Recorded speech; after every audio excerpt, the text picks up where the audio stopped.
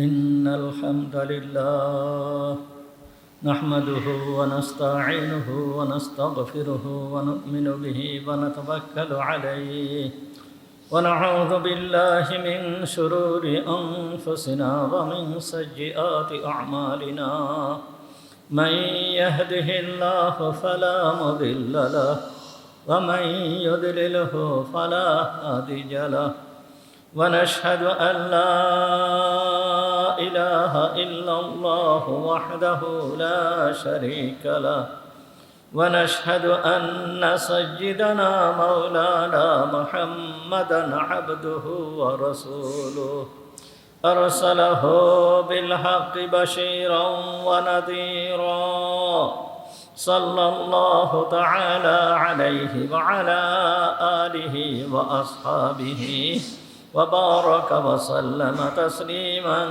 كثيرا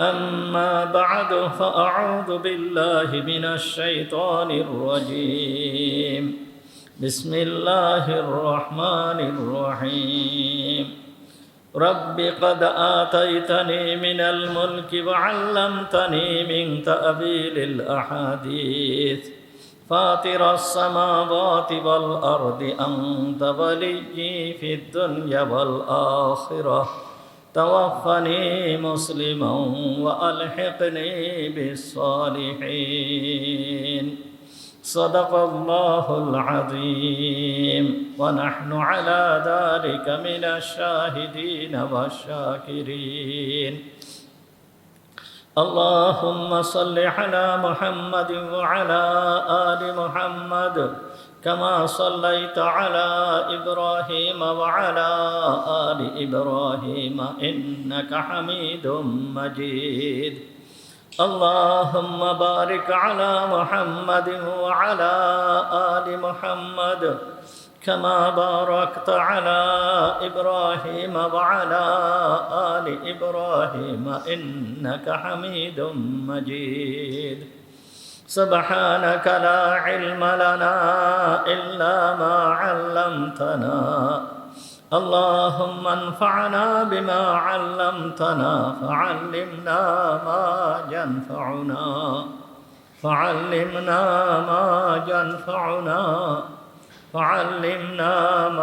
ينفعنا وزدنا علما رب اشرح لي صدري ويسر لي أمري واحلل عقدة من لساني يفقه قولي اللهم طهر قلوبنا عن غيرك ونفر قلوبنا بنور معرفتك ربنا تقبل منا إنك أنت السميع العليم وتب علينا إنك أنت التواب الرحيم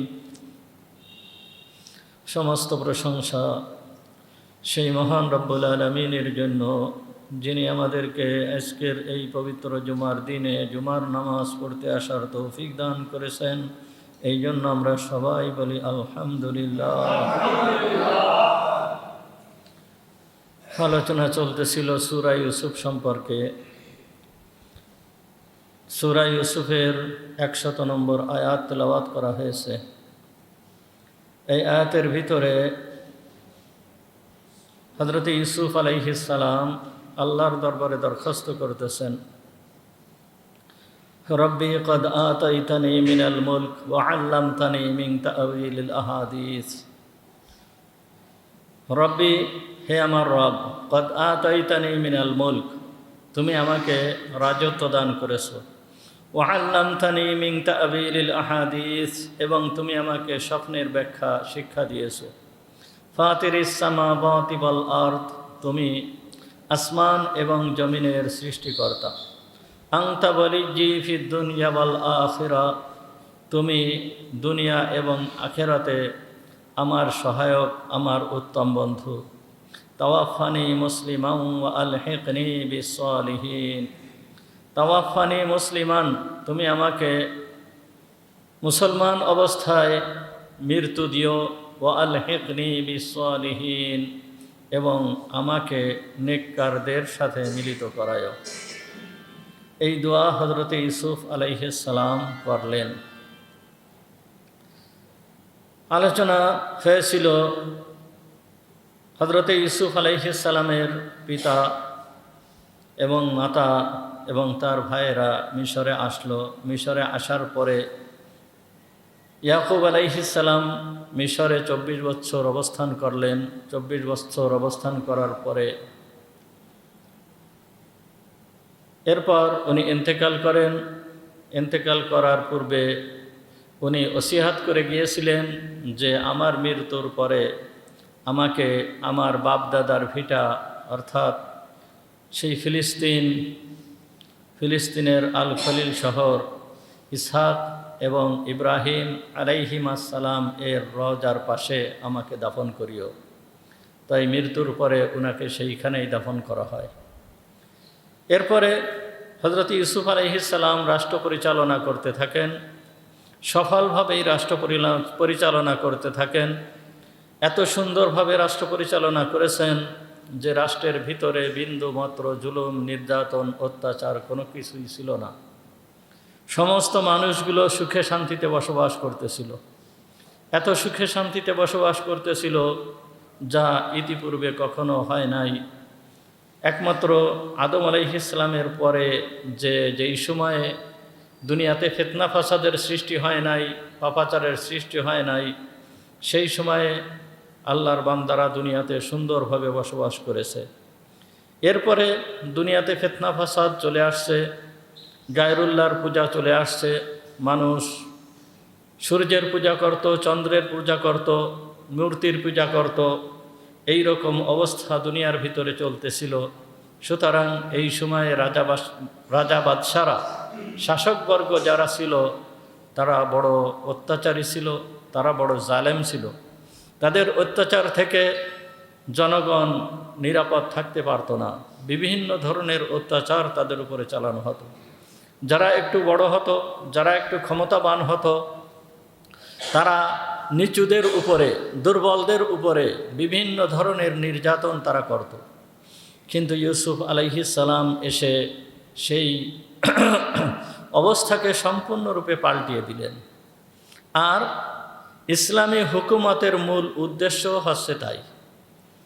দুনিয়ায় যে কয়জন মুসলমান বাদশাহ দুনিয়ায় অতিবাহিত হয়েছে, নবীদের ভিতরে যেই সমস্ত বাদশারা অতিবাহিত হয়েছে, নবীদের ভিতরে যারা এই ক্ষমতা পেয়েছে, অর্থাৎ আল্লাহ তাআলা যাদেরকে ক্ষমতা দিয়েছেন, এদের ভিতরে সবাই এমনভাবে রাষ্ট্র পরিচালনা করেছেন যে যেইভাবে রাষ্ট্র পরিচালনা করলে আল্লাহর সমস্ত বান্দা তো দূরের কথা, দুনিয়াতে যত মাখলুক আছে, যত জীবজন্তু আছে, এই সমস্ত মাখলুক তথা জীবজন্তু পর্যন্ত যারা যেন বিন্দুমাত্র জুলুম নির্যাতনের শিকার না হয়, এইটা নবী শাসক হিসাবে, যেই নবী শাসন করেছেন সেই নবী শাসক হিসাবে এইটাকে প্রমাণিত করে দেখাইছেন। মানুষের পরে বিন্দুমাত্র জুলুম তো দূরের কথা, একটা প্রাণীর উপরেও জুলুম হয়েছে, এই রকম কোনো ইতিহাস পাওয়া যায় না। আর এইটাই হচ্ছে খেলাফতের মূল উদ্দেশ্য, যে কোনো মাখলুকের উপরে বিন্দুমাত্র জুলুম নির্যাতন হবে না। তা ওই রকম শাসক হযরতে ইউসুফ আলাইহিস সালাম ছিলেন। নবীদের ভিতরে শাসক অর্থাৎ রাষ্ট্র ক্ষমতা পেয়েছে অনেক কম সংখ্যক নবী। বেশি সংখ্যক নবী রাষ্ট্র ক্ষমতা পান নাই। আল্লাহ তাআলা রাষ্ট্র ক্ষমতা দিয়ে তাদেরকে প্রেরণ করেন নাই। মাত্র হাতে গোনা কয়েকজন নবীকে রাষ্ট্র ক্ষমতা দান করেছিলেন। তার ভিতরের এই ইউসুফ আলাইহিস সালাম একজন, হযরতে দাউদ আলাইহিস সালাম একজন, হযরতে সুলাইমান আলাইহিস সালাম একজন, হযরতে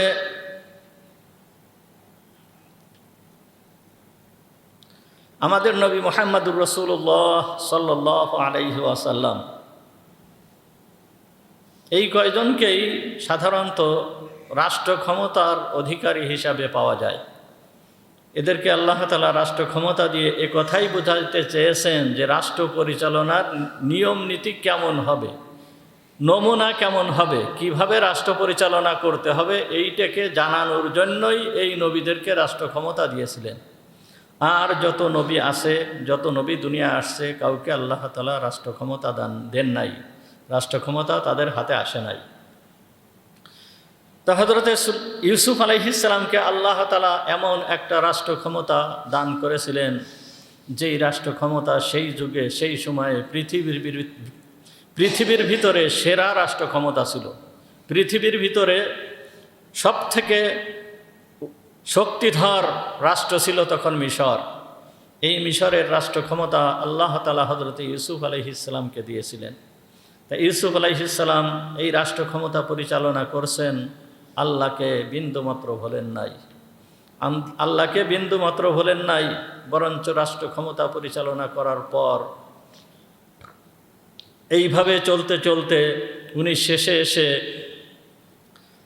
আল্লাহর দরবারে দোয়া করতেছেন, দুনিয়ায় তো বেশি দিন থাকা যাবে না, দুনিয়া থাকার জায়গা নয়। আল্লাহর দরবারে দোয়া করতেছেন, রব্বি কদ আতাইতানি মিনাল মুলক, হে আল্লাহ, তুমি আমাকে রাষ্ট্র ক্ষমতা দান করেছো, তুমি আমাকে রাষ্ট্র ক্ষমতা দিয়েছো। তুমি যদি না দিতে তাহলে রাষ্ট্র ক্ষমতা আমার পক্ষে অর্জন করা সম্ভব হতো না, আমি রাষ্ট্র ক্ষমতা পাতাম না। আসলে দেখেন, যেই ঘটনা আলোচনা করা হয়েছে, আল্লাহ তাআলাই হযরত ইউসুফ আলাইহিস সালামকে এই মিশরের রাষ্ট্র ক্ষমতায় বসাইয়াছেন। তা না হলে এই ছোট্ট শিশু বাচ্চা, 7 বছরের বাচ্চা, যেই বাচ্চাকে কূপের ভিতরে ফেলে দেওয়া হয়েছে, তাকে একটা অন্ধকার কূপের ভিতরে ফেলে দেওয়া হয়েছে, এই বাচ্চার তো বেঁচে থাকার কথা নয়। এই বাচ্চা তো ভয়ে মরে যাওয়ার কথা, কিছুই না হোক সে অন্তত ভয়ে মরে যাওয়ার কথা। গভীর অন্ধকার কূপ, সেই কূপের ভিতরে তাকে ফেলে দেওয়া হয়েছে। কূপের ভিতরে কোনো মানুষ নাই, কিচ্ছু নাই। 3 দিন পর্যন্ত এই কূপের ভিতরে সে জীবিত রয়েছে। জীবিতটা রাখছে কে? আল্লাহ। জীবিত রাখছে কে? আল্লাহ। এইখান থেকে উঠার পরে, কূপ থেকে উঠার পরে আল্লাহ তাআলা তাকে নিয়ে গিয়েছেন মিশরে। মিশরের গোলামীর জীবন, গোলামীর জীবনের পরে, এই গোলামীর জীবন শেষ হওয়ার পরে আসলো জেলখানার জীবন। এই জেলখানায় গত জুমায় আলোচনা করা হয়েছিল, জেলখানাও এমন ব্যক্তিদের দ্বারা জেলখানা এসে গিয়েছিল যারা ছিল রাষ্ট্র ক্ষমতার অধিকারী, তাদের মাধ্যমে সে জেলখানায় গিয়েছিল, তারা তাকে জেলখানায় প্রবেশ করিয়েছিল। এখান থেকে মুক্তি পাওয়ার সম্ভাবনা সাধারণত থাকে না। আল্লাহ তাআলা হযরত ইউসুফ আলাইহিস সালামকে সেইখান থেকে এমনভাবে মুক্তি দিয়েছেন, এমনভাবে মুক্তি দিয়েছেন, মুক্তি দেওয়ার সঙ্গে সঙ্গেই তার কাছে চলে আসছে সেই রাষ্ট্রীয় ক্ষমতা, রাষ্ট্র ক্ষমতার অধিকারী তিনি হয়ে গিয়েছেন। এই জন্য ইউসুফ আলাইহিস সালাম সর্বপ্রথম আল্লাহ তাআলা তাকে যে এই বাহ্যিক নিয়ামত দান করেছেন, সেই বাহ্যিক নিয়ামতের শুকরিয়া আদায় করতেছে। কি বলতেছে?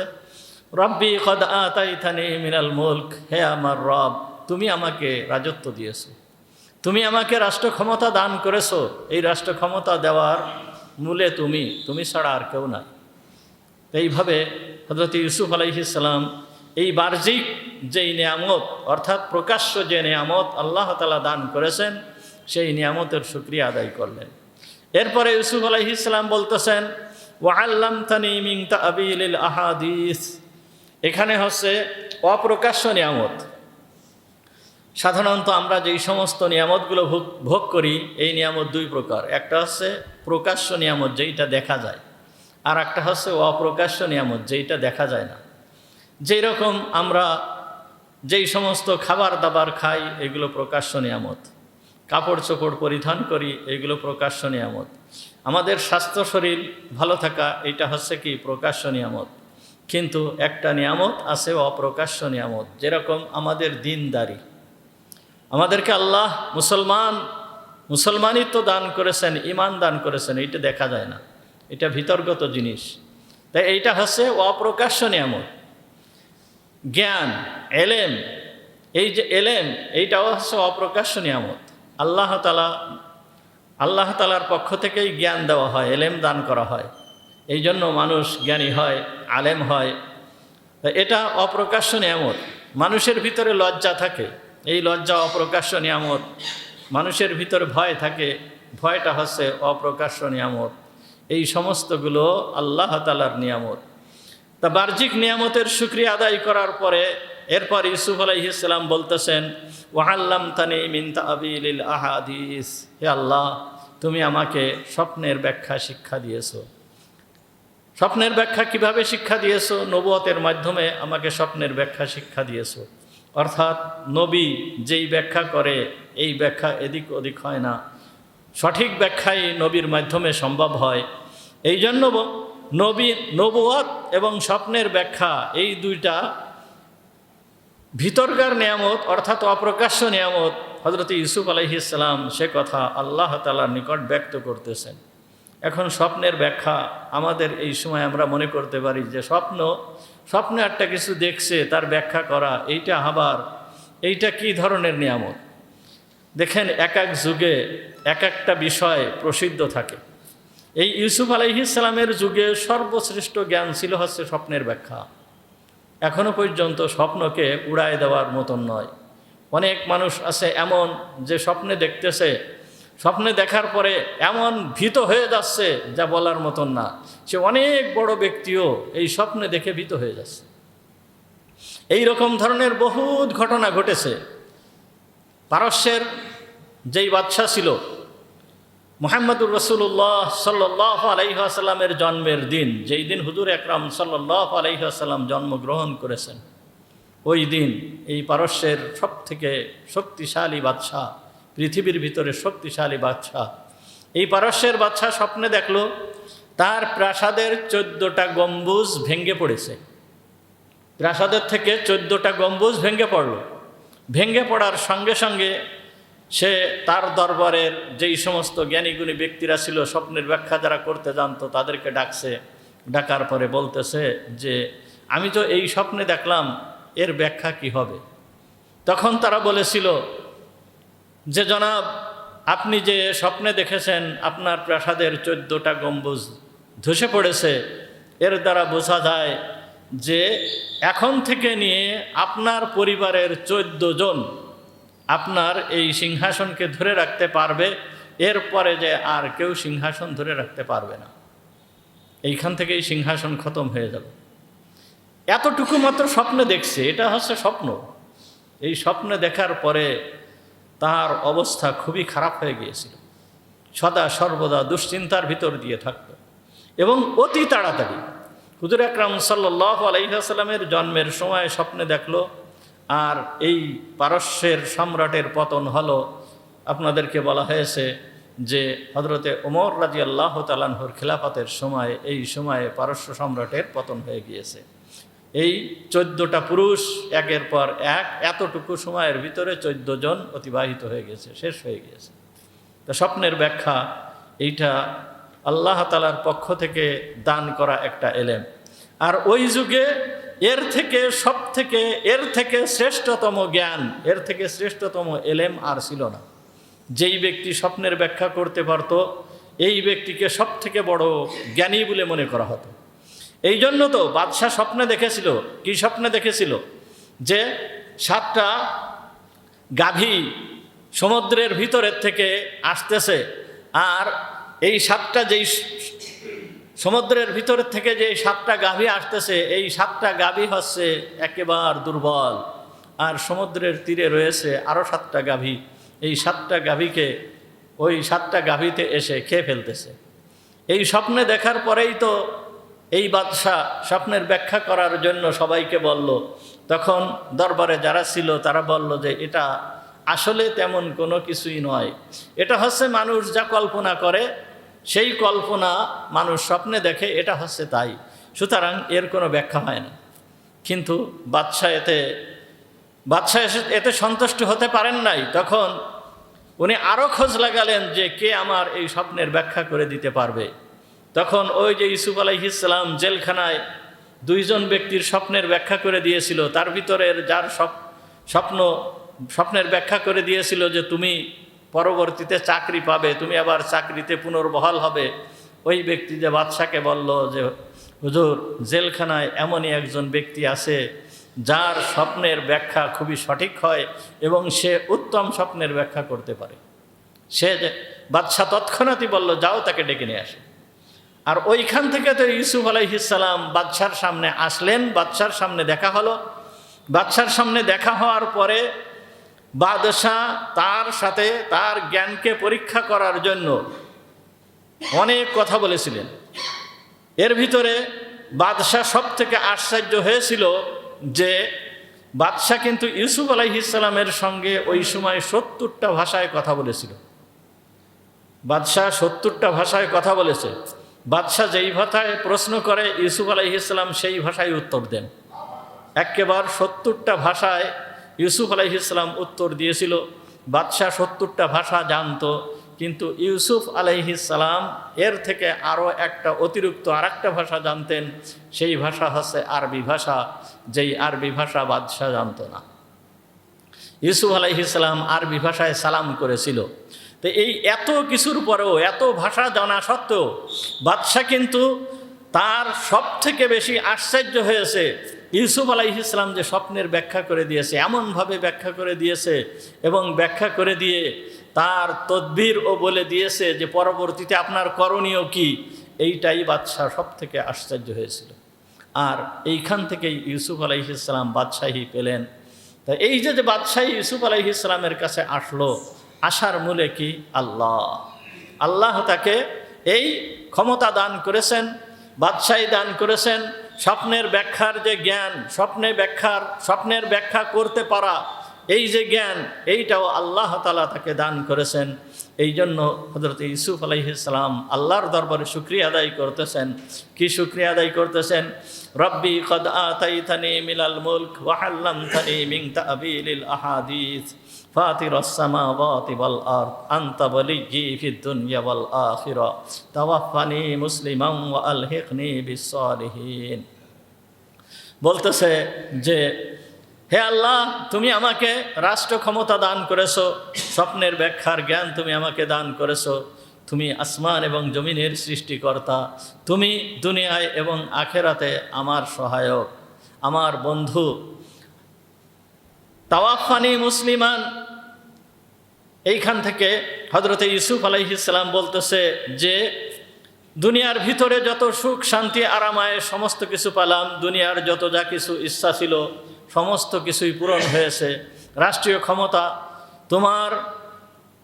তোমার রহমতে, তোমার সাহায্যে রাষ্ট্র পরিচালনা করতে সক্ষম হয়েছি এবং রাষ্ট্র পরিচালনা এমনভাবে করেছে যে সমস্ত লোক তার উপরে সন্তুষ্ট, সমস্ত লোক তার উপরে সন্তুষ্ট। কিছু কিছু লোক থাকে যারা সাধারণত শত্রুতা করে যায়, এই সমস্ত লোক সাধারণত সবসময় থেকে যায়, সব যুগেই থেকে যায়। এরকম কিছু ছিল কারা? এরা ছিল ওই যুগের যেই সমস্ত ধর্মপূজারীরা ছিল, যারা বিভিন্ন ধরনের মূর্তির পূজা করত, চন্দ্রের পূজা করত, সূর্যের পূজা করত। এদের যেই সমস্ত ধর্মীয় গুরু যারা ছিল, এই ধর্মীয় গুরুরা এইটাকে মেনে নিতে পারে নাই। এরা ইউসুফ আলাইহিস সালামের সঙ্গে শত্রুতা পোষণ করেছে, কিন্তু শত্রুতা পোষণ করে তারা টিকতে পারে নাই। ইউসুফ আলাইহিস সালাম সফল হয়েছে। এছাড়া দুনিয়া ওই সময়ে সমস্ত লোক, শুধু ইউসুফ আলাইহিস সালামের জনগণ ছিল না, সমস্ত লোক ইউসুফ আলাইহিস সালামের আবিদ, দাসে পরিণত হয়ে গিয়েছিল। ইউসুফ আলাইহিস সালাম যখন যেই কথা বলতেন তখন তারা সেই কথা মেনে নিত এবং সেই কাজ তারা করত। তাই ইউসুফ আলাইহিস সালাম এইভাবে রাষ্ট্র পরিচালনা করলেন। এরপরে ইউসুফ আলাইহিস সালাম বলতেছেন, হে আল্লাহ, তাওয়াফানি মুসলিমান ওয়া আলহিকনি বিস সালিহিন, তুমি যখন আমাকে মৃত্যু দান করবে তখন আমাকে মুসলমান হিসাবে মৃত্যু দান করবে। আর এই নিয়ামতটা হচ্ছে সব থেকে বড় নিয়ামত। দুইটা নিয়ামতের শুকরিয়া আদায় করছেন, আর এই নিয়ামতটা হচ্ছে সব থেকে বড় নিয়ামত, যে কি? তাওয়াফানি মুসলিমান, তুমি আমাকে মুসলমান হিসাবে মৃত্যু দেবে। কারণ মুসলমান হিসাবে যেই ব্যক্তি দুনিয়ার থেকে যাবে, এই ব্যক্তিকে আল্লাহ তাআলা জান্নাত দান করবেন। মুসলমান হিসাবে যেই ব্যক্তি দুনিয়ার থেকে যেতে পারবে, এই ব্যক্তিকে আল্লাহ তাআলা জান্নাত দান করবেন। আর যেই ব্যক্তি মুসলমান হিসাবে যেতে পারবে না, এই ব্যক্তি জিন্দেগিতে কখনোই সে জান্নাতে যেতে পারবে না। জান্নাতে যাওয়ার ১ নম্বর শর্ত হচ্ছে মুসলমান হয়ে মৃত্যুবরণ করা। এই জন্য আল্লাহ তাআলা বারবার তাকিদ দিচ্ছেন, বলতেছেন যে উদখুলু ফিস সিলমি কাফা, ইসলামের ভিতরে তোমরা পুরাপুরিভাবে প্রবেশ করো। ওয়ালা তামুতুন্না ইল্লা ওয়া আনতুম মুসলিমুন, তোমরা মুসলমান না হয়ে মৃত্যুবরণ করো না, মুসলমান না হয়ে মৃত্যুবরণ করো না। এই জন্য এই নিয়ামত হচ্ছে সব থেকে বড় নিয়ামত। আর এই নিয়ামতটা পেতে হলে ইসলামের যেই সমস্ত হুকুম আহকাম আছে, বিধিনিষেধ আছে, এইগুলো পুরাপুরিভাবে পালন করতে হয় এবং সদা সর্বদা আল্লাহর কাছে দোয়া করতে হয়, সদা সর্বদা আল্লাহর কাছে দোয়া করতে হয়। এই জন্য তো আল্লাহ তাআলা দোয়া শিক্ষা দিয়েছেন যে বান্দা দোয়া করবে কি দোয়া? রব্বানা লা তুযিগ কুলুবানা বা'দা ইদ হাদাইতানা ওয়া হাব লানা মিন লাদুনকা রাহমাতান ইন্নাকা আনতাল ওয়াহ্হাব। রব্বানা লা তুযিগ কুলুবানা, হে আল্লাহ তুমি আমাদের অন্তরকে হিদায়াত দান করার পরে আমাদের অন্তরকে আর বাঁকা করে দিও না, অর্থাৎ আমাদেরকে আর গোমরা করে দিও না। রব্বানা লা তুযিগ কুলুবানা বা'দা ইদ হাদাইতানা ওয়া হাব লানা মিন লাদুনকা রাহমা, হে আল্লাহ তুমি তোমার পক্ষ থেকে আমাদেরকে রহমত দান করো। এইভাবে আল্লাহ তাআলা দোয়া শিক্ষা দিয়েছেন যে আল্লাহর কাছে সদা সর্বদা দোয়া করা। মুসলমান হিসাবে মৃত্যুবরণ করতে পারাটা এইটা হচ্ছে আল্লাহ তাআলার সব থেকে বড় নিয়ামত। মুসলমান হিসাবে মৃত্যুবরণ করাটা সব থেকে বড় নিয়ামত। এই জন্য আল্লাহর দরবারে সদা সর্বদা এইভাবে দোয়া করতে হবে। তার কারণ এই নিয়ামতের থেকে শ্রেষ্ঠত নিয়ামত আর কোনোটাই হতে পারে না, কোনোটাই হতে পারে না। আপনাদেরকে ঘটনা শোনায়েছি যে যেই সময় মঙ্গোলীয়রা অর্থাৎ তাতাররা এই সমগ্র দেশকে দখল করে নিয়েছিল, সেই হালাকু খা সমগ্র দেশকে দখল করে নিয়েছিল। বাগদাদ মুসলমানদের ঐতিহ্যের কেন্দ্রবিন্দু ছিল, এই বাগদাদকে তারা ধ্বংস করে দিয়েছিল। এত পরিমাণ মুসলমানদেরকে মেরে হত্যা করেছিল, ইতিহাসে এই পরিমাণ হত্যাযজ্ঞ আর কখনোই হয় নাই। এই হালাকু খা যেইভাবে ধ্বংস করেছিল, এইভাবে ধ্বংস করার সময় এই সময়ে আল্লাহ তাআলার একজন বান্দা কয়েকজন মুসলমান নিয়ে, কয়েকজন ব্যক্তিকে নিয়ে, অল্প কিছু সংখ্যক লোককে নিয়ে জঙ্গলে জঙ্গলে ঘুরে বেড়াতো। জঙ্গলে জঙ্গলে যখন ঘুরে বেড়াতো ওই পশু শিকার করে খাওয়া দাওয়া করত, গাছের ফল খাওয়া দাওয়া করত, এইভাবেই জঙ্গলে কাটাতো। তা হঠাৎ করে এদের পরবর্তী যে বংশধর, এই বংশধরদের ভিতরের থেকে এসে একজন বংশধরের ছেলে ও শিকারে বের হয়েছে। শিকারে বের হওয়ার পরে শিকার করতে করতে করতে করতে রাত হয়ে গেছে। তা রাত হয়ে যাওয়ার পরে ওর সাথে তো লোকজন আছে, যেহেতু সে পরবর্তীতে সে কি হবে, বাদশাহ হবে, সে পরবর্তীতে সম্রাট হবে, তার ক্ষমতা তো এখন অনেক, তার সাথে সৈন্যরা আছে। এইভাবে ওই জঙ্গলের ভিতরেই সে তাঁবু গাড়ছে। তাঁবু গাড়ার পরে জঙ্গলের ভিতরে অবস্থান করছে। ফজরের সময় ওই আল্লাহর বান্দা ওই সময় আজান দিয়েছে। ওই তাঁবুর পাশেই ওই আল্লাহর বান্দা ছিল, কিন্তু তারা বুঝতে পারে নাই যে এই সময় এই সম্রাটের ছেলে এসে এইখানে শিকারের জন্য আসছে এবং এইখানে তাঁবু গেড়েছে, এ কথা বুঝতে পারে নাই। যখন আজান দিয়েছে, আজান দেওয়ার সঙ্গে সঙ্গেই ওই ছেলে বলতেছে, কি ব্যাপার, কোথার থেকে আজানের কি শব্দ আসতেছে, এইটা কিসের শব্দ? ওর সাথে ছিল খ্রিস্টান একজন, ওর শিক্ষক। সেই খ্রিস্টান শিক্ষক ও তো বুঝছে যে এইটা হচ্ছে মুসলমানদের আজানের ধ্বনি।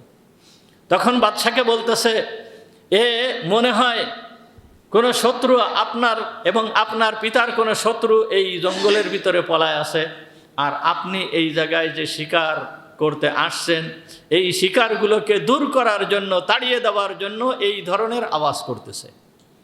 তা যখন এ কথা বলছে, বলার সঙ্গে সঙ্গে বলছে, ওকে ডেকে নিয়ে আসো, ওকে ডেকে নিয়ে আসো। তখন ডেকে আনা হলো, পাশেই ছিল, সবাইকে আনা হলো। আনার পরে বলতেছে, কি ব্যাপার, তুমি এই রাত্রে বেলায় এইখানে কি করতেছো? আর আমি এইখানে শিকার করতে আসছি, আর তুমি আমার শিকারগুলোকে তাড়িয়ে দিচ্ছ, এমন কেন করলে? তখন বলতেছে, দেখেন, আমি আপনার শিকারকে তাড়িয়ে দেওয়ার জন্য এরকম করি নাই। এরকম করা তো দূরের কথা, আপনি যে এখানে আসছেন এই সম্পর্কে তো আমি বিন্দুমাত্র অবগত নই, আমি তো কিছুই জানি না। আপনি এখানে আসছেন এই সম্পর্কে আমি কিছুই জানি না। তখন বলতেছে যে তুমি এইরকম আওয়াজ করলে কেন? তখন বলতেছে দেখেন এইটা একটা স্বাভাবিক আওয়াজ। এই আওয়াজটা হচ্ছে আমাদের ধর্মীয় আওয়াজ। আমাদের ধর্মের ভিতরে 5 ওয়াক্ত নামাজ আছে, নামাজের পূর্বে আজান দেওয়া হয়, এইটা হচ্ছে আমাদের সেই আজানের ধ্বনি, আজানের শব্দ। এই আমাদের ফজরের নামাজের সময় হয়েছে, তাই আমি এখন আজান দিয়েছি। এখন বলতেছে আজান কি, আজান কাকে বলে, এই শব্দগুলো কি, যে আল্লাহ আকবার, আল্লাহ আকবার, এই যে যে শব্দগুলো তুমি বললে, এই শব্দগুলো কি? এখন এই শব্দগুলোর এক একটা করে উনি ব্যাখ্যা করা শুরু করছেন। যখন ব্যাখ্যা করা শুরু করছেন, ব্যাখ্যা করা শুরু করলে ওই যুবক কিন্তু প্রভাবিত হচ্ছে এবং তার মনের অবস্থা পরিবর্তন হয়ে যাচ্ছে। যখন পরিবর্তন হচ্ছে, এ অবস্থা দেখে তার ওই খ্রিস্টান শিক্ষক সে বুঝতে পারলো যে অবস্থা তো খারাপ, এখন তো এর মনের অবস্থা পরিবর্তন হয়ে যাচ্ছে, না জানি এখন ইসলাম গ্রহণ করে ফেলে কিনা। তখন এই বিষয়টাকে অন্যদিকে ঘোরানোর জন্য সে ওই বাদশার ছেলেকে বলল যে দেখেন, আপনি তার কাছে একটা প্রশ্ন করেন, আপনি তার কাছে একটা প্রশ্ন করেন, যে প্রশ্নটা হচ্ছে কি, যে এই যে এই ব্যক্তি উত্তম, না আপনার সাথে যে শিকারী কুকুরটা আছে এই কুকুরটা উত্তম, এইটা আপনি একটু তার কাছে জিজ্ঞেস করেন। তো ওই বাদশার ছেলে সাথে সাথেই ওই কথা জিজ্ঞেস করছে যে আপনি উত্তম নাকি আপনার কাছের কুকুরটা উত্তম?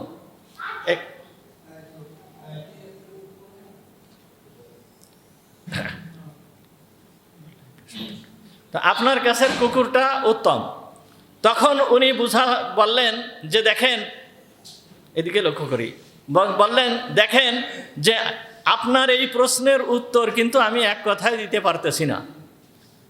এই প্রশ্নের উত্তর দিতে গেলে একটা বিষয় আছে, সেই বিষয়টা আগে আপনার জানতে হবে, তারপর আপনার এই প্রশ্নের উত্তর আমি দিতে পারবো।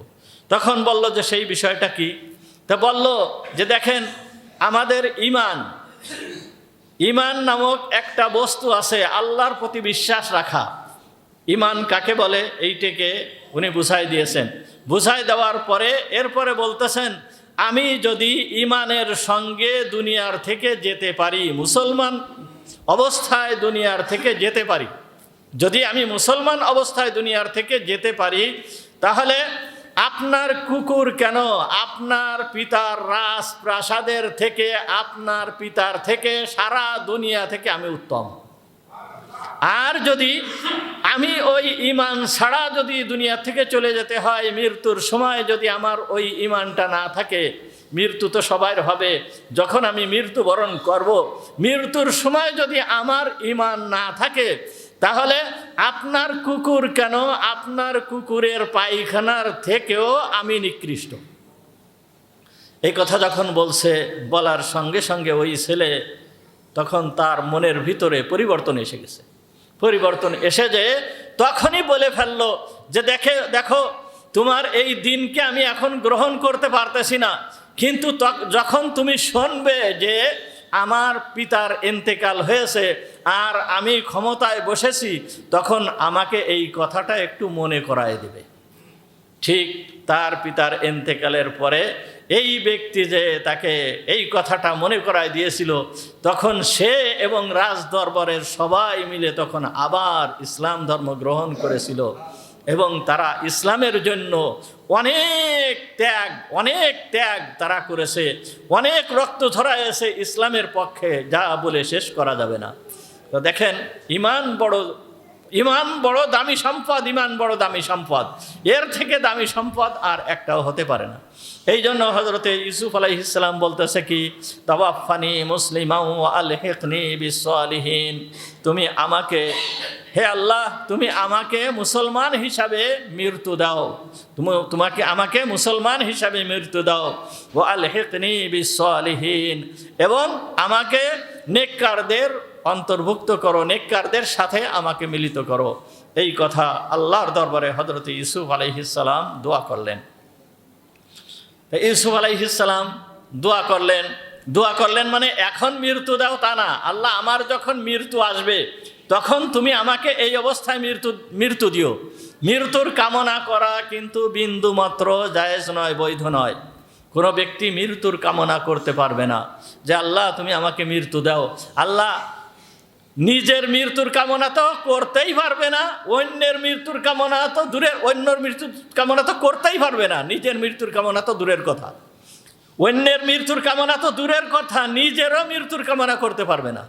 আমরা অনেক সময় অনেক ব্যক্তির মৃত্যুর কামনা করি, আল্লাহ ওকে ধ্বংস করুক, আল্লাহ ওকে ধ্বংস করে না কেন, এই রকম ধরনের মৃত্যুর কামনা করি। এইগুলো সাধারণত ঠিক নয়, এগুলো মোটেই ঠিক নয়। এমনকি নিজের মৃত্যুর কামনাও করা যাবে না।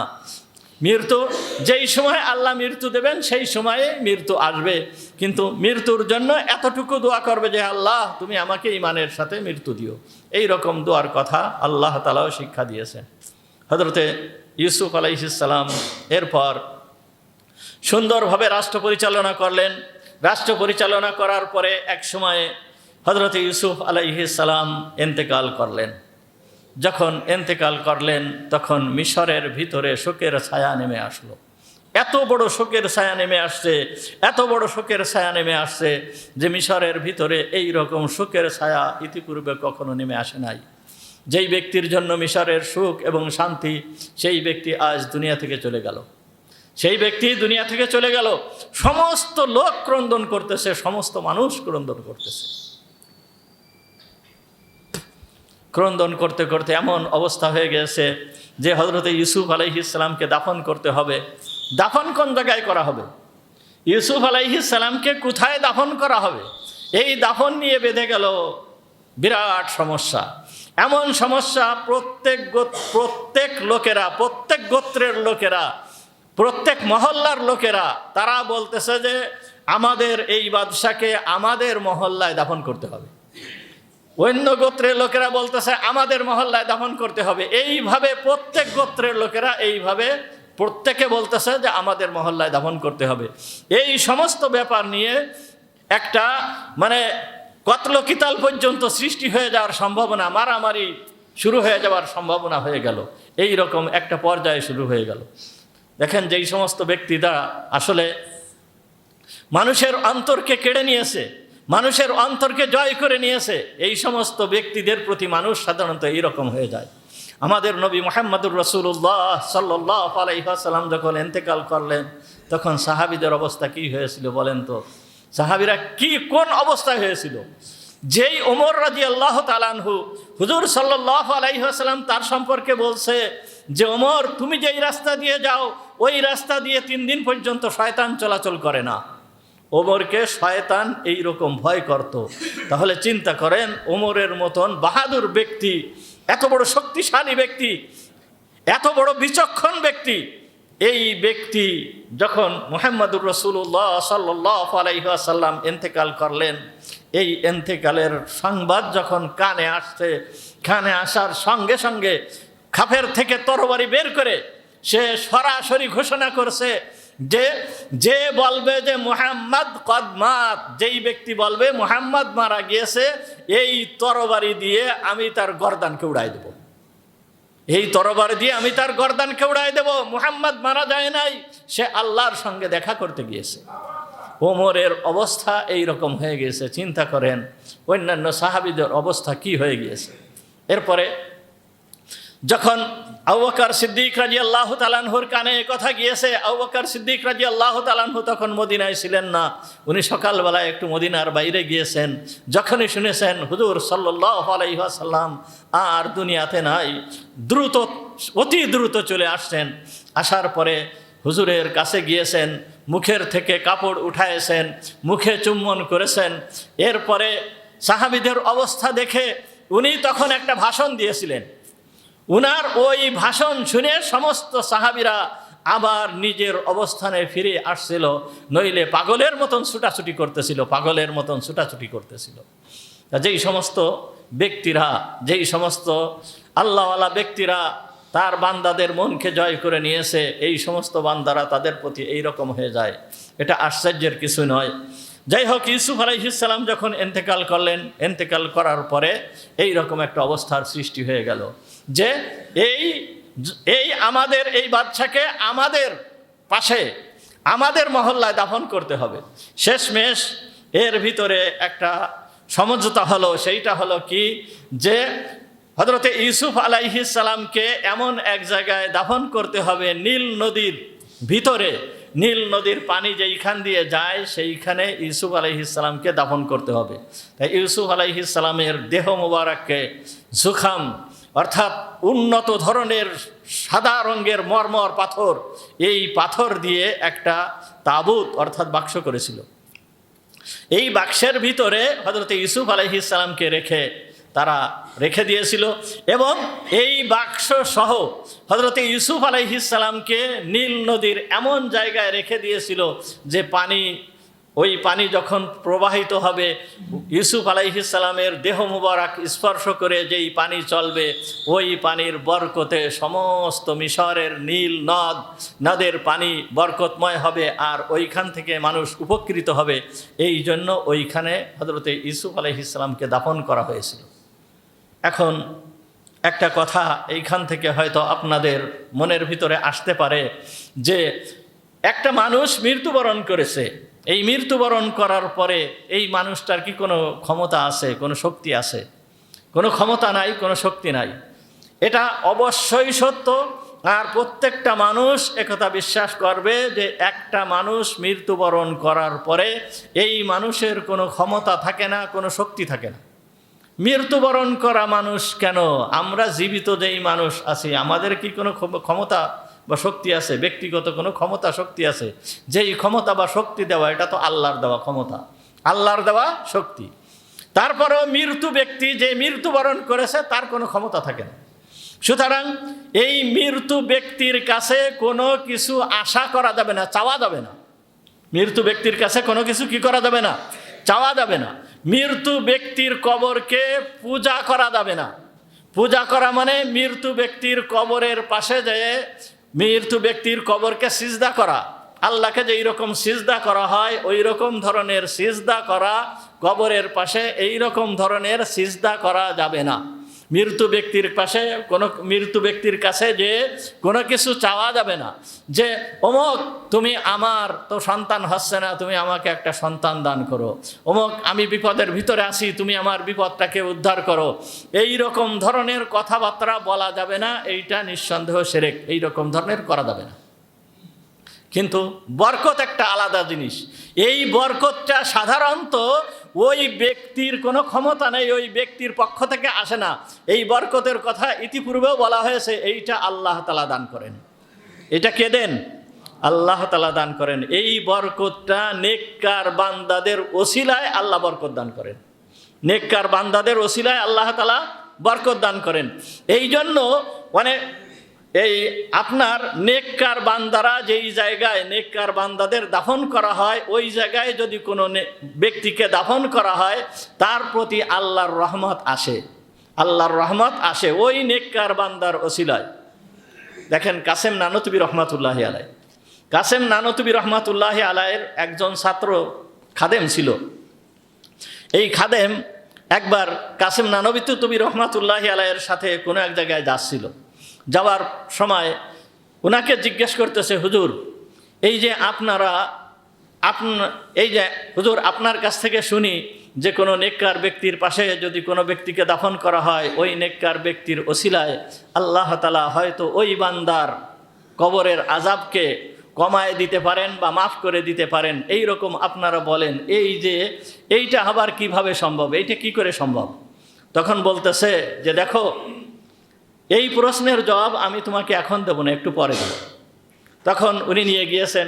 যেহেতু এই ব্যক্তি এই যে খাদেম ছিল এ তেমন শিক্ষিত ব্যক্তি ছিল না, একে কোরআন হাদিসের দলিল দিয়ে বোঝাবে এই ধরনের তেমন শিক্ষিত না, ওকে বুদ্ধি দিয়ে বোঝাতে হবে।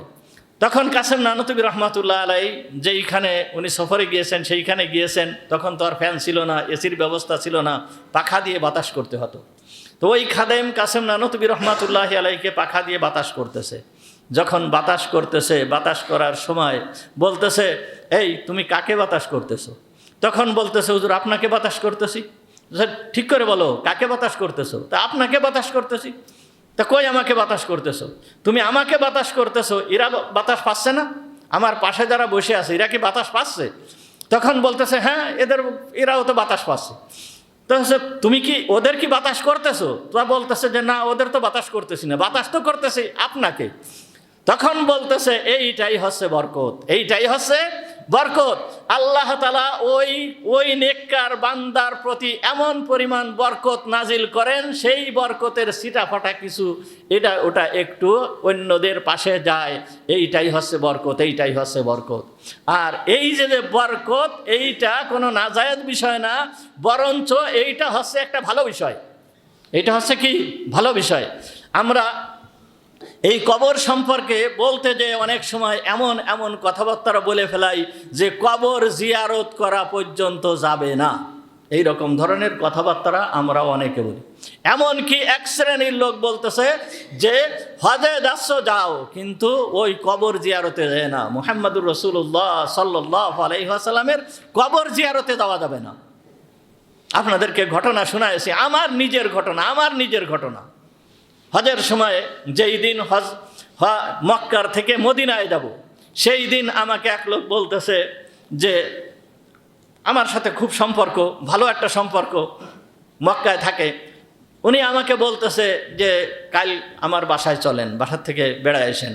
তা আমি বলতেছি যে কালকে তো মদিনায় যাব। তখন বলতেছে মদিনায় না গেলে হয় না, মদিনায় কী জন্য যেতে হবে, মানে ভদ্র ভাষায় বলতেছে যে মদিনায় কী জন্য যেতে হবে। এইখানে 1 রাকাত নামাজ পড়লে 1 লাখ রাকাত নামাজের সব পাওয়া যায়, আর ওইখানে গেলে তো 50,000 রাকাতের সব পাওয়া যায়, তাহলে সব কমে গেল না? তো মদিনায় না গেলে হয় না।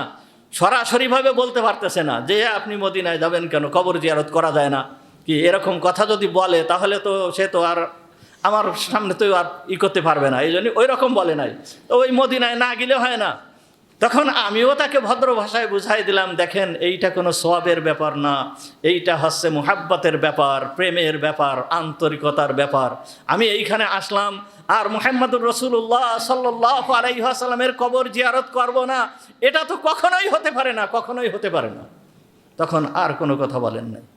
কবর জিয়ারত, হুজুর আকরাম সাল্লাল্লাহু আলাইহি ওয়াসাল্লাম বলেছেন তোমরা কবর জিয়ারত করো। কেন? কবর জিয়ারতের ভিতরে 2টা ফায়দা আছে। একটা ফায়দা হচ্ছে যে তোমাদের যেই সমস্ত মৃত ব্যক্তিরা আছে তারা উপকৃত হয়। তারা কি হয়? উপকৃত হয়। একটা আসসালামু আলাইকুম আহলাদ দিয়ারি মিনাল মুমিনিনা ওয়াল মুসলিমিন, এই যে আমি যেই কবরবাসীকে সালাম দিলাম, এই সালাম দেওয়ার কারণে সে শান্তি, তার উপরে শান্তি বর্ষিত হলো না, আল্লাহ তার উপরে রহমত বর্ষণ করলেন না? তাহলে এই সমস্ত ব্যক্তিরা উপকৃত হয় এবং বহুত উপকৃত হয়। এই যে আমাদের পাশে শুয়ে আছেন কে, আমাদের প্রাক্তন সভাপতি আনিস ভাই, দেখেন অনেক মুসাল্লি আছে, অনেক লোকেরা আছে যে আসার সময় সালাম করে, যাওয়ার সময় সালাম করে। কি আছে না? অনেকেই আসার সময় সালাম করতেছে, যাওয়ার সময় সালাম করতেছে। বহুত উপকার, বহুত উপকার। সুতরাং এই একটা উপকার।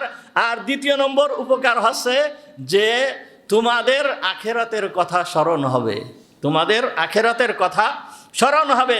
হযরত উসমান গনি রাদিয়াল্লাহু তাআলা আনহু যখন কবরের পাড় দিয়ে যেতেন, তিনি এমনভাবে ক্রন্দন করতেন, কাঁদতে কাঁদতে কাঁদতে কাঁদতে ওনার দাড়ি মুবারক ভিজে যেত। সাহাবীরা জিজ্ঞেস করতো, হুজুর আপনি অন্য কোনো সময় ক্রন্দন করেন না, কিন্তু কবরের কাছে আসলে এত ক্রন্দন করেন কেন? তখন বলে যে কবর হচ্ছে আখিরাতের সর্বপ্রথম ঘাঁটি, এই ঘাঁটির থেকে যদি পরিত্রাণ পাই তাহলে সব জায়গার থেকেই পরিত্রাণ পাবো, আর এই ঘাঁটির থেকে যদি পরিত্রাণ না পাই তাহলে কোথাও যে পরিত্রাণ পাওয়া যাবে না। সুতরাং কবর জিয়ারতের ভিতরে ফায়দা আছে। মুহাম্মদুর রাসূলুল্লাহ সাল্লাল্লাহু আলাইহি ওয়াসাল্লাম বলেছেন কবর জিয়ারত করা নিষেধ নয়। আসহাবে কাহাফ, আপনারা সূরা কাহাফের ভিতরে একটা ঘটনা আছে। এই সূরা কাহাফের ভিতরে যেই ঘটনা আছে, এই ঘটনার ভিতরে 7 জন যুবক, এই 7 জন যুবক আপনার ইসলাম ধর্ম গ্রহণ করে তারা পালিয়ে গিয়েছিল। পালিয়ে যাওয়ার পরে এরা 300 বছর পর্যন্ত ঘুমাইছিল। 300 বছর 300 বছর পর্যন্ত ঘুমায় থাকার পরে এরা পুনরায় জীবিত হয়েছিল। জীবিত হওয়ার পরে এরপরে যেই সমস্ত লোকেরা এদের সন্ধান পেয়েছিল, ওরা সাথে আসছিল, যাওয়ার পর লম্বা ঘটনা, ওরা যে যখন গুহার ভিতরে চলে গিয়েছিল, গুহার ভিতরে যাওয়ার পরে ওদের আর খুঁজে পায় নাই। কিন্তু যেই গুহার ভিতরে ঢুকেছিল ওই গুহার ভিতরের তারা ঠিক বুঝছে যে এই গুহার ভিতরে ঢুকছে, কিন্তু পাহাড়ের গুহা কোথায় কোন অবস্থায় কোথায় গিয়েছে তা আর পায় নাই, ওইখানেই তারা মৃত্যুবরণ করেছিল। এই জায়গায় কোরআনের ভিতরে বলতেছে যে ওই জায়গার লোকেরা বলছে লানাত্তাখিযান্না আলাইহিম মাসজিদা। কেউ বলেছে এই জায়গায় একটা স্মৃতিসৌধ নির্মাণ করো, কেউ বলেছে এ করো তা করো, তাদেরকে স্মরণীয় হিসাবে রাখার জন্য। কিন্তু কিছু সংখ্যক লোক বলল যে না, আমরা এইখানে একটা মসজিদ তৈরি করব, এইখানে একটা নামাজের স্থান তৈরি করব, এইখানে এসে লোকেরা নামাজ আদায় করবে। সুতরাং কবরের পাশে যে মানে কবরবাসীকে সালাম দেওয়া এইটা কোনো খারাপ বিষয় নয়, এইটা কোনো খারাপ বিষয় নয়। কবর জিয়ারত করা এইটা কোনো খারাপ বিষয় নয়। এর ভিতরে অনেক বরকত রয়েছে। মুহাম্মদুর রাসূলুল্লাহ সাল্লাল্লাহু আলাইহি ওয়াসাল্লাম যেই সময় মেরাজে যাওয়ার সময় হুজুর সাল্লাল্লাহু আলাইহি ওয়াসাল্লামকে বুরাকে সওয়ার করা হয় পবিত্র হারামের থেকে বুরাকে সওয়ার করায় নিয়ে যখন বুরাকে করে নিয়ে যাচ্ছিল, হুজুর সাল্লাল্লাহু আলাইহি ওয়াসাল্লামকে কয়েক জায়গায় নামানো হয়। জিবরিল আমিন বললেন, হুজুর আপনি এখানে নামেন, নেমে এইখানে 2 রাকাত নামাজ আদায় করেন। তার ভিতরে একটা ছিল হযরতে ঈসা আলাইহিস সালাম যেই জায়গায় শুয়ে আছেন ওই জায়গা, হযরতে মুসা আলাইহিস সালাম যেই জায়গায় শুয়ে আছেন, এই ইউসুফ আলাইহিস সালামের সেই বাপদাদাদের সেই ভিটা, ইনারা যেই জায়গায় অবস্থান করতেছেন ওইখানে হযরতে মুহাম্মদুর রাসূলুল্লাহ সাল্লাল্লাহু আলাইহি ওয়াসাল্লামকে জিবরিল আমিন নামায় ওইখানে নামাজ আদায় করালেন। এবং হুজুর সাল্লাল্লাহু আলাইহি ওয়াসাল্লাম মিরাজ থেকে ফিরে এসে হুজুর পরিষ্কার বলেছেন, আমি মুসা আলাইহিস সালামকে কবরের ভিতরে নামাজ পড়তে দেখেছি। কবরের ভিতরে উনি নামাজ আদায় করতেছেন, এই অবস্থায় দেখেছে। এটা হুজুরের মুখের কথা, একথা হুজুর বলেছেন। সুতরাং কবর জিয়ারত করা এইটা বরকতের বিষয়।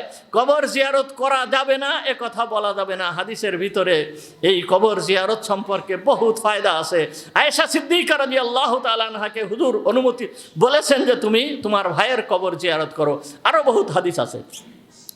যাই হোক, বরকত এক জিনিস, আর কবরের কাছে যে এই কবরওয়ালার কাছে যে কিছু চাওয়া আর এক জিনিস, কবরের কাছে যে সিজদা করা আর এক জিনিস, ইবাদত আর এক জিনিস। এইগুলো কখনো এক হতে পারে না, এইগুলো কখনো এক নয়। সুতরাং এই দুইটাকে এক করা যাবে না। তো হযরতে ইউসুফ আলাইহিস সালামের কবর দিলেন কোথায়? যে নীল নদীর অববাহিকায় যেই জায়গা থেকে পানি প্রবাহিত হবে ওইখানে হযরত ইউসুফ আলাইহিস সালামকে কবর দিলেন। এই অবস্থায় হযরত ইউসুফ আলাইহিস সালামের কবর ওইখানেই নীল নদীর ভিতরে ছিল, আর নীল নদের পানি ওইভাবে প্রবাহিত হয়েছে। এরপরে যে যখন মুসা আলাইহিস সালাম বনি ইসরাইলদেরকে ফিরাউনের কবল থেকে উদ্ধার করে নিয়ে যখন এই লোহিত সাগর যখন পার হবেন, তখন আল্লাহ তাআলা হযরত মুসা আলাইহিস সালামকে নির্দেশ দিয়েছিল, তুমি যাওয়ার সময় তোমার সাথে ইউসুফের দেহ মুবারককে, লাশ মুবারককে তোমার সাথে নিয়ে যাওয়া। তখন মুসা আলাইহিস সালাম ইউসুফ আলাইহিস সালামের লাশ মুবারককে, দেহ মুবারককে তখন সাথে নিয়ে গিয়েছিল। সাথে নিয়ে যে ওনার বাপ দাদাদের যেই কবর, ইব্রাহিম আলাইহিস সালাম, ইসহাক আলাইহিস সালাম, ইয়াকুব আলাইহিস সালাম, ওনাদের পাশে ওইখানে দাফন করেন। তো ইউসুফ আলাইহিস সালামের ওই দোয়া, ওয়া আলহিকনি বিসসালিহিন, হে আল্লাহ তুমি আমাকে নেককার বান্দাদের সঙ্গে মিলিত করাও, অর্থাৎ আমার বাপ দাদাদের সঙ্গে আমাকে মিলিত করাও। আমার বাপ ইয়াকুবের সাথে আমাকে মিলিত করায়ও, আমার দাদা ইসহাকের সঙ্গে আমাকে মিলিত করায়ও, আমার দাদা ইব্রাহিমের সঙ্গে আমাকে মিলিত করায়ও। 400 বছর পরে যে ইউসুফ আলাইহিস সালামের এই দোয়া সঠিক হয়েছে, ওইখানেই ইউসুফ আলাইহিস সালামকে দাফন করা হয়। তা এইভাবে হযরত ইউসুফ আলাইহিস সালামকে দাফন করা হয়েছে। তাহলে হযরত ইউসুফ আলাইহিস সালাম ইন্তেকাল করার পরে ওনাকে ওই প্রথমেই নীল নদের ওইখানে ওনাকে দাফন করা হলো, এরপরে উঠায় ওইখানে নিয়েই দাফন করা হলো। সুতরাং আজকের আলোচনায় আমরা হযরত ইউসুফ আলাইহিস সালামের ইন্তেকাল পর্যন্ত এই সম্পর্কে আলোচনা হলো। এরপরে আরও রয়েছে এই সম্পর্কে ইনশাআল্লাহ আগামী দিন সংক্ষেপে যতদূর পারা যায় ততদূর আলোচনা করার চেষ্টা করব। ওয়া আখিরু দাওয়ানা আলহামদুলিল্লাহি রাব্বিল আলামিন। আমরা যারা সুন্নাত নামাজ পড়ি